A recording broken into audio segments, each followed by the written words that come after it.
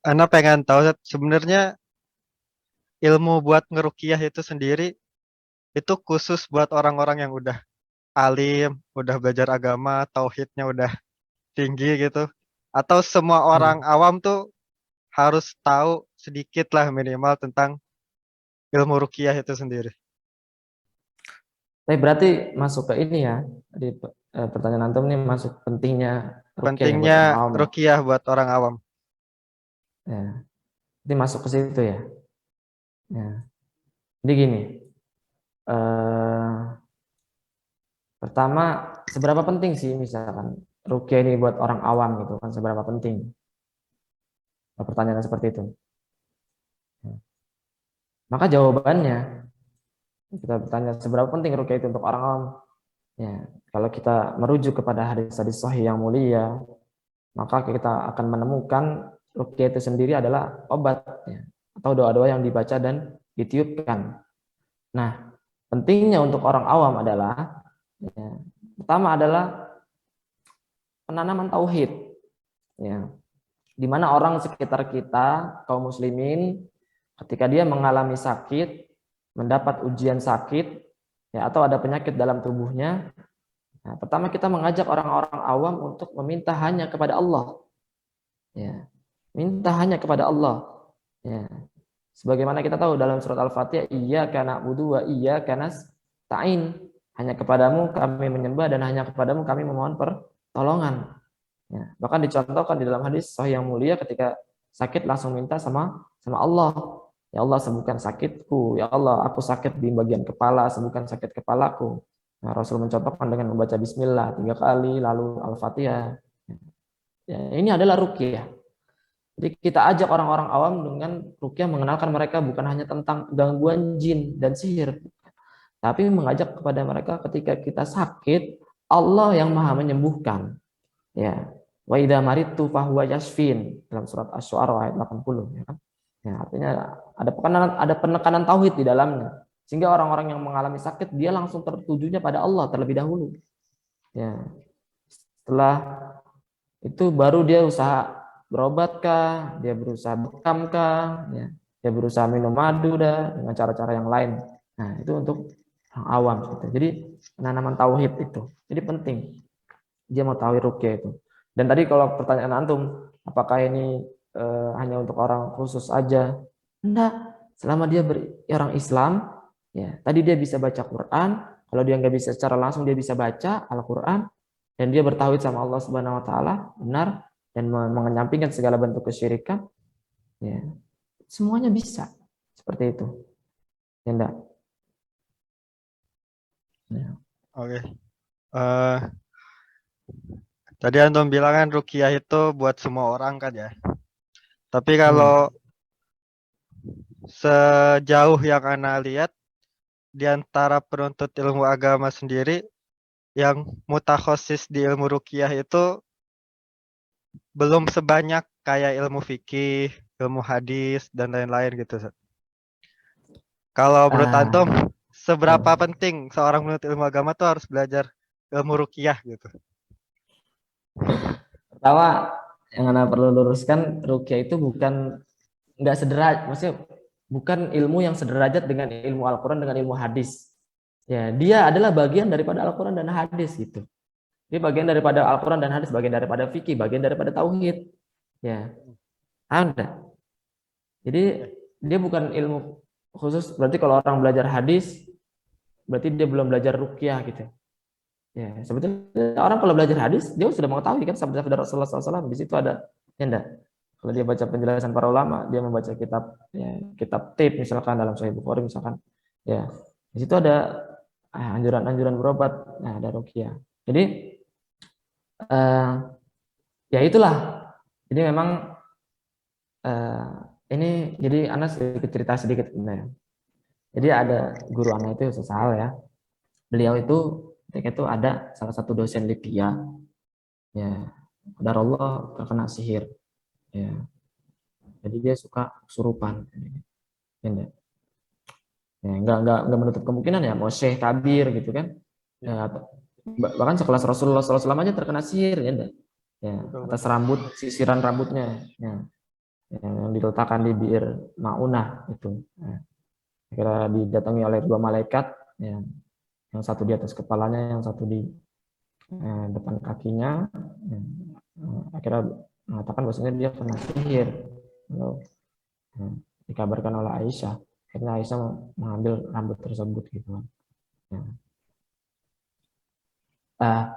Ketika itu beliau ini dipanggil, ya, untuk meruqyah, ya, syekh yang kejang-kejang ini, kesurupan ini. Ya. Lalu setelah itu ternyata alhamdulillah ya tahassan gitu kan, baik, tapi ya sempat reaksi juga seperti itu. Enggak. Ya.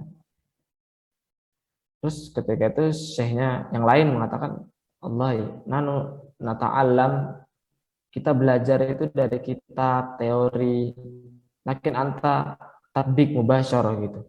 Jadi kamu praktek langsung gitu. Kita ini selama ini cuma tahu ilmunya Quran. Ini bukan meremehkan, maksud Anda bukan meremehkan. Ini enggak ya. Jadi itu kita langsung tatbik. Lalu beliau mengatakan langsung kepada mahasiswanya, semua thalabatul ilm wajib mengetahui perkara ruqyah syar'iyah. Dia gitu. Itu sangat pentingnya. Ya. Coba kalau misalkan kita kembali tadi, seberapa penting ruqyah untuk orang yang berilmu, untuk orang thalabatul ilm ya, khususnya. Ya. Sangat amat penting kalau menurut Anda. Kenapa? Ya, coba kita lihat di lapangan, di masyarakat. Ya, berapa banyak kaum muslimin mereka yang menggantungkan diri mereka kepada penyembah selain Allah Subhanahu Wa Taala, kepada penyembuh, ya, kepada penyembuh, kepada selain Allah Subhanahu Wa Taala. Ya. Ya. Coba kita lihat kaum muslimin ketika mereka mengalami sakit, ya, yang didatangi adalah, ya, dia bergelar mungkin kiai gitu, yang ternyata kiai ini adalah, ya, dukun gitu, ya enggak. Itu akan menjadi pertanyaan di akhirat kelak kepada orang-orang yang berilmu, kepada thalabatul ilmu. Di mana orang-orang yang berilmu saat itu?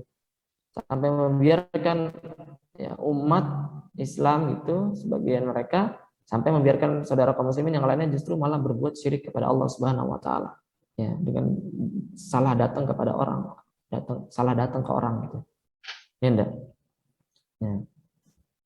Karena ketika ditanya penting apa enggak, penting banget. Ya, kita paham ruqyah, kita bisa ruqyah, dan kita tahu ilmu ruqyah gitu ya. Ya, contoh kita ambil Syekh Wahid lah, Syekh Wahid Abdul Salam Bali. Beliau Masya Allah ya, kurang ulama apa, beliau alam musnid, ya, ya, alim lah, terkenal alim Rabbani. Ya, tapi beliau alam, Masya Allah, mutakhasis fi hada, ya, seperti itu. Ya. Nah, maka saat Muhammad Abdu itu juga dalam kitabnya Maradus Sihir ya, beliau, ya, salah satunya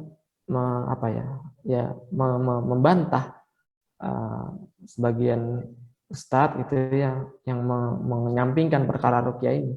Di situ dibantah dengan berbagai hujah dalil yang kuat dari beliau gitu. Ya, seperti mana yang tadi Ana jelasin landasan ruqyah itu. Ya. Makanya penting banget ya. Terus yang kedua apa? Agar memudahkan dakwah kita, ya, melalui jalan ruqyah, ya. Karena jalan ruqyah adalah jalan menuju tauhidnya Allah Subhanahu Wa Taala. Jadi akhirnya ketika kita meruqyah seseorang, orang terdekat kita, itu kita mendakwakan dia sebetulnya. Mendakwakan dia agar dia, ya, membuang segala penyakit-penyakit dalam hatinya, iri, dengki, dendam kepada, harus seperti itu.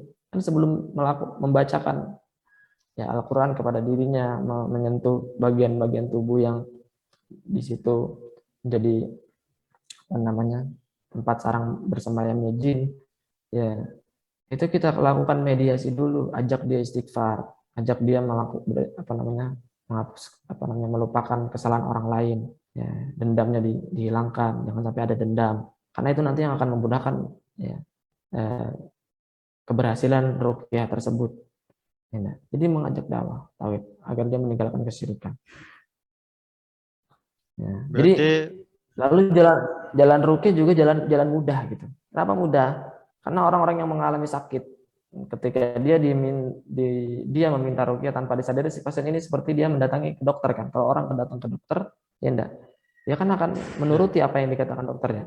Ketika yang dia datangi adalah orang yang berilmu, ya, bertauhid yang benar, Ya, dia akan memberikan saran, memberikan anjuran yang insya Allah tidak menyelisih syariat gitu.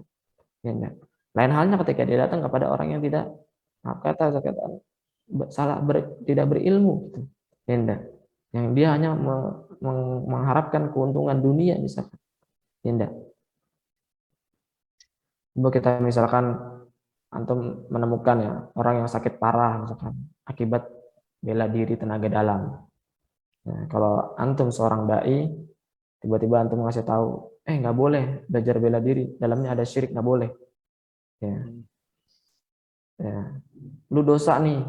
Ya, nanti bisa diajakin berantem sama orang itu, tahu langsung ngomong, ya tenaga dalamnya syirik kayak gini gini gini. Ya enggak. Tapi Iya. ketika dia merasakan sakit, ya merasakan sakit, dia ada perasaan sakit yang dilakukan. Karena itu dia ada kaitannya isti'anah dengan jin gitu kan. Akhirnya itu menambah kesesatannya, malah bisa menambah juga sakit pada dirinya. Ketika dia merasakan sakit, dia pengen sembuh, menghilangkan daripada sakitnya, dan kebetulan datang kepada kita misalkan yang ya dalam kategori talabatul ilm, yang berilmu misalkan. Ya, walaupun anak maksudnya bukan anak berilmu gitu, masih belajar talabatul ilm. Ya, ketika lalu kita sampaikan, ya, ketika dia pengen sembuh, bahwasanya ini salah, perbuatan ini jangan, ya berharap kepada selain Allah Subhanahu Wa Taala, jangan minta tolong, minta kekuatan kepada selain Allah, gini gini gini gini, dia akan nerima, yakbal, ya enggak. Beda lain halnya kalau kita, ya enggak, akan nerima, itu. Kalau di situ. Jadi tadi itulah. Jadi ruqyah itu bukan hanya sekedar membacakan, tapi betul-betul kita mengarahkan dia, mendawakan supaya seseorang itu betul-betul menjauhi perkara-perkara kesyirikan yang ya, dimurkai oleh Allah Subhanahu Wa Taala. Ya. Berarti Seperti misalkan banyak. sebenarnya ini ya, Hmm. sebenarnya ruqyah itu udah ada di ilmu hadis, di ilmu Al-Quran. Cuman perintut ilmu agama mungkin kurang praktek gitu, atau mungkin kurang Hmm. agak mengesampingkan gitu mungkin. Ya, kalau dibilang apa tak khusus atau mendalami juga ya betul juga harus didalami karena eh, bukan hanya sebatas terkait bacaan lalu kita bacakan, tapi dia nanti harus mengetahui kan eh, sisi apa namanya kemanusiaan dan sisi jinnya ya. Dan penjelasan tentang jin ini kan dijelaskan oleh Allah Subhanahu Wa Taala, oleh Rasulullah SAW, oleh para ulama. Nah, nanti kita bisa tahu bagaimana karakteristik jin, bagaimana dia mempunyai alam yang berbeda, dia juga alamnya mempunyai fasilitas sebagaimana kita hidup di dunia, mereka juga punya ya kehidupan yang lain gitu. Ya, kan dalam surat Ar-Rahman itu kan ya fabi ayyi ala'i rabbikuma tukadziban, itu kan tukadziban musanna itu kan. Itu kan kepada jin dan manusia. Nikmat mana lagi yang kamu dustakan gitu. Dan jin juga kan adalah hamba Allah yang wa ma khalaqtul jinna wal insa illa liya'budun dalam surat Az-Zariyat. Ya enggak? Mereka juga mendapatkan kewajiban taklif beribadah sebagaimana manusia. Karena ketika eh, kita meruqyah orang itu dalam keadaan ya, yang menguasai dirinya itu adalah dari golongan jin, kita bisa berinteraksi langsung dengan jin, kita mendawakan, sampaikan jin, ya, jangan ganggu manusia, kamu tuh hamba Allah, beribadah juga sama Allah, ya pergi ke masjid sana, sholat, ya taubat sama Allah SWT, lakuin sholat, lakuin haji, lakuin zakat, sama seperti layak manusia, ya taklif, ya, pembebanan syariat juga, di situ kita mendawakan, ya